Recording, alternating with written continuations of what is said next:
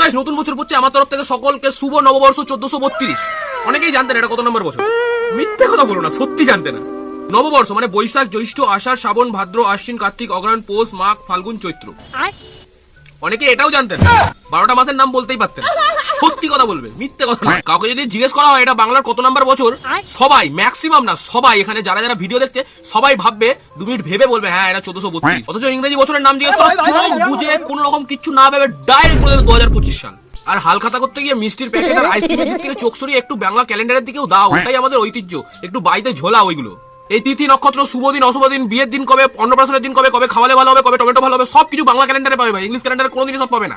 এবার আমি যদি বলি 32 বলে একটা তারিখ হয়, তাহলে অলরেডি সবাই আমাকে খিস্তি মারা শুরু করবে, অলরেডি আমাকে সবাই পাগলা বলা শুরু করে দেবে। কিন্তু আসলে 32 বলে একটা তারিখ হয়, বাংলা ক্যালেন্ডারে 32 তারিখ আছে। আর কবে আছে সেটা আমি বলবো না, কমেন্ট বক্সে লিখে যাও যে জানে। এই সার্চ করতে কোথায় যাচ্ছিস? চুপ করা। আরে প্রত্যেক বছর নববর্ষের দিন হ্যাপি নববর্ষ এটা বলাটা বন্ধ করো, অশিক্ষিতের দল।